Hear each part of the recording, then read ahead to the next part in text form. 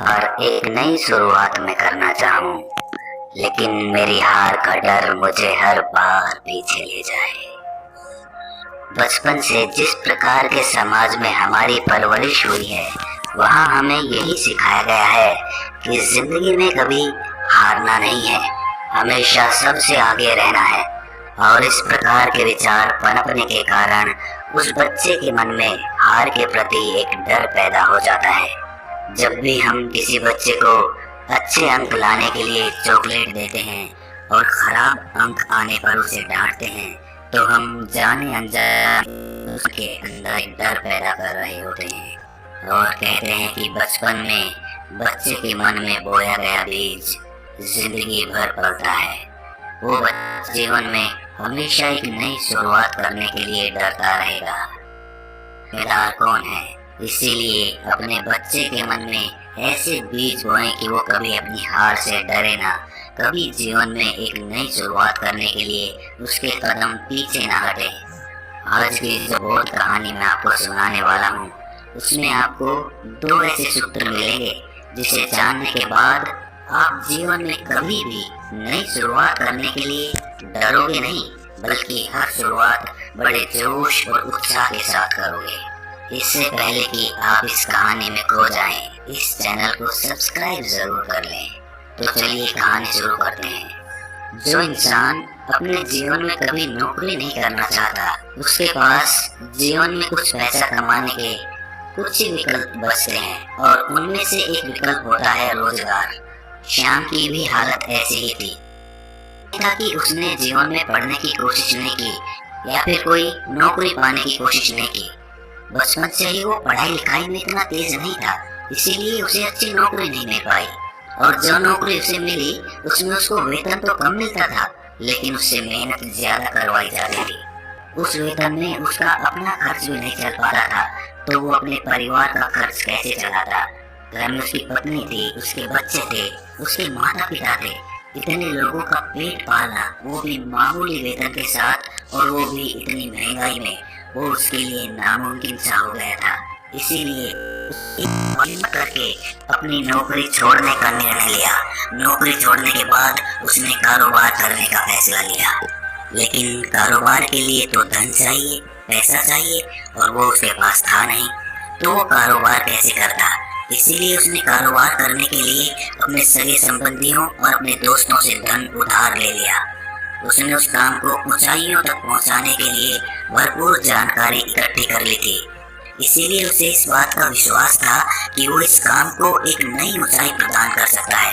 काम शुरू करने के बाद कुछ दिन तो काम जोरों पर चला, लेकिन कुछ दिनों के बाद उसका काम ठंडा पड़ता आ गया। अब दिन रात उसके सर पर यही चिंता सवार रहती कि वो अपने दोस्तों और अपने सगे संबंधियों का धन कैसे वापस करेगा।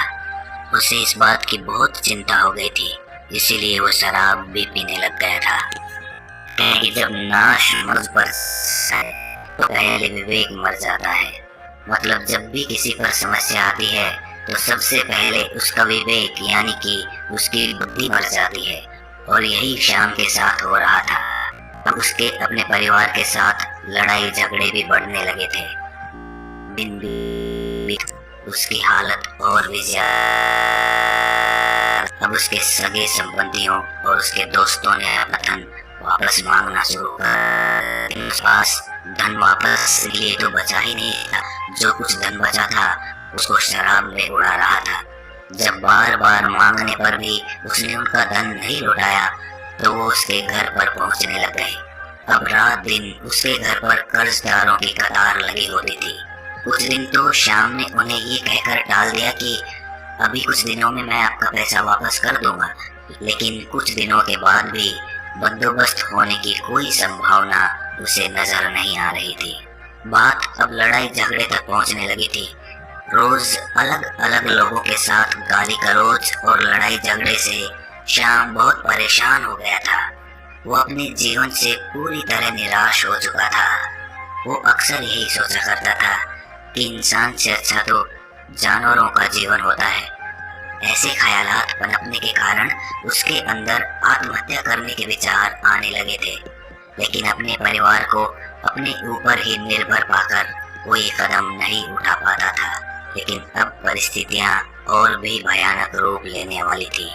कुछ ही दिनों के बाद उसकी पत्नी की भी मौत हो गई और अब वो अपने बच्चों और अपने माता पिता के साथ अकेला ही बच गया था। पहले तो उसकी पत्नी उसे हिम्मत दे दिया करती थी, लेकिन अब उसे हिम्मत देने वाला कोई भी नहीं था। इसीलिए एक दिन रात के समय अपने दोनों बच्चों को सुलाकर वो पहाड़ी की ओर चल पड़ा। जाने से पहले उसने आखिरी नजर अपने परिवार पर डाली और उसकी आंखों में आंसू भरे थे। छलछलाई हुई आंखें लिए हुए वो पहाड़ी की ओर चलता जा रहा था।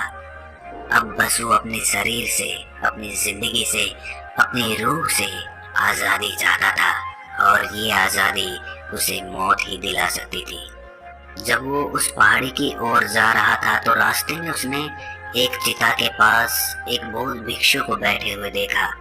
ये दृश्य जब श्याम ने देखा तो श्याम उस भिक्षु के पास पहुंचकर बोला, लगता है कि आपके किसी बहुत करीब इंसान की चिता जल रही है। ये सुनकर बौद्ध भिक्षु ने श्याम की तरफ और मुस्कुराते हुए कहा कि नहीं, मैं तो जानता भी नहीं हूँ कि ये चिता किसकी है। ये सुनकर श्याम चौंक कर बोला, तो फिर आप इतने ध्यान से ये चिता क्यों देख रहे हैं? ये सुनकर बौद्ध भिक्षु ने कहा कि इस जलती हुई चिता को देख रहा हूँ। इंसान पूरी जिंदगी जीतने की कोशिश में लगा रहता है, ये पता होते हुए कि मौत सबसे बड़ी हार है। जब आपको पता है कि मौत निश्चित है, मौत परम सत्य है, मौत को कोई नहीं टाल पाया, तो फिर जीवन में किसी भी जीत या किसी भी हार के क्या मायने रह जाते हैं? हम कितना ही कुछ पाले, आखिर में आनी तो मौत ही है। ये सुनकर श्याम ने कहा कि महात्मन, मौत तो एक बार दर्द देती है, लेकिन जिंदगी हर रोज दर्द देती है। ऐसी जिंदगी के भी क्या मायने? इस पर बौद्ध भिक्षु मुस्कुराते हुए बोले, तो इसका मतलब है कि जिंदगी और मौत दोनों के कोई मायने नहीं है, दोनों ही एक ही सिक्के के दो पहलू हैं। जरा तुम खुद सोचो, अगर तुम्हारी मौत के भी मायने नहीं है तो मरने के बाद तुम्हें क्या हासिल हो जाएगा? तो फिर अपनी जिंदगी को खत्म करने से क्या मतलब? ये सुनकर श्याम ने हाथ जोड़कर कहा कि हे महात्मन, मैं अपने जीवन से दुखी आ चुका हूँ। अगर मैं आपसे सच कहूँ तो मैं आज यहाँ पर आत्महत्या करने के लिए ही आया हूँ। मैं अपने जीवन से हार चुका हूँ और मौत ही मुझे आखिरी रास्ता नजर आ रही है। ये सुनकर बौद्ध भिक्षु ने उसका कंधा सहलाते हुए कहा कि मैं तुम्हें दो ऐसी बातें बता रहा हूँ जिसे समझने के बाद तुम्हें जिंदगी से कोई शिकायत नहीं रहेगी। पहली बात, हमेशा याद रखना कि हारता वही है जो मैदान में खड़ा होता है। अधिकतर लोग जीवन में एक नई शुरुआत कर ही नहीं पाते, एक प्रयास कर ही नहीं पाते, इसीलिए वो जीवन की गहराइयों को समझ ही नहीं पाते। उन्हें हमेशा यही लगता है कि कहीं नई शुरुआत करूं और मेरा कोई नुकसान हो जाए, और इसी नुकसान के डर से वो कभी शुरुआत नहीं कर पाता। लेकिन जरा सोचो, अगर घड़े में पानी ही नहीं भरा गया तो घड़ा किस काम? अगर जीवन में जीवन की गहराइयों तक हुआ ही नहीं गया तो जीवन का क्या फायदा? क्या फायदा इस शरीर का? इसीलिए जीवन में कभी भी नई शुरुआत करने के लिए डरना मत। तुम हारोगे, लेकिन हारने के लिए एक अगर तुम वहीं पर खड़े रह गए तो जीवन के अंत में तुम्हें यही अफसोस रहेगा कि मैदान मेरे सामने था और मैं खेल को खेला ही नहीं। लेकिन फिर क्या होगा? जब चिड़िया चुग गई खेत तो पछताने से क्या होगा?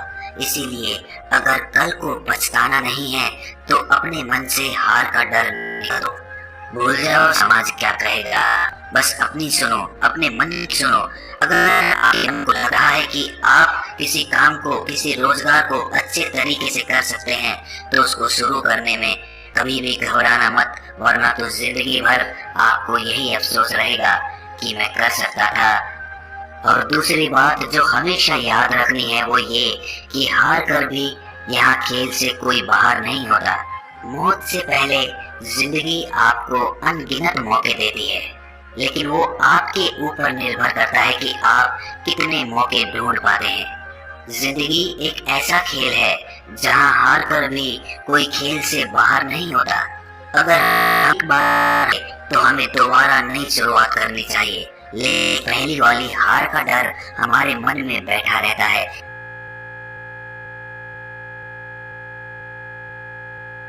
हार मिले, लेकिन आप कभी हार मत मानना, क्योंकि जीवन आपको अनगिनत मौके और देगा। आपको दोबारा से ऊपर उठने के नए रास्ते दिखाएगा, लेकिन आप अपने जीवन से कभी निराश मत होना। आखिर में तो ये शरीर खाक हो ही जाना है, सब कुछ हार कर यही छोड़कर जाना है, तो फिर हम जीते जी क्यों हार माने। कम से कम अपने जीवन को हम कोशिशों का एक सागर तो बना सकते हैं। चलिए मान लिया कि हमने जीवन में कुछ नहीं पाया, लेकिन हमने जीवन में कोशिशें तो की, हमने जीवन को अनुभव तो किया। कम से कम जीवन से हाथ थोड़ी रहे। इसी को आज ही आग लगा दीजिए और एक नई शुरुआत करिए। देखिए, नई शुरुआत आपको एक नया हौसला देगी। मन के हारे हार है, मन के जीते जीत। इसीलिए अपने मन में उमंगे भरिए, उत्साह भरिए, जोश भरिए और एक नई शुरुआत करिए। तो दोस्तों, कैसी लगी कहानी आपको कमेंट सेक्शन और अच्छी लगी हो तो इस चैनल को सब्सक्राइब जरूर कर देना। तो मिलते हैं अगली कहानी में, तब तक के लिए अपना ख्याल रखें।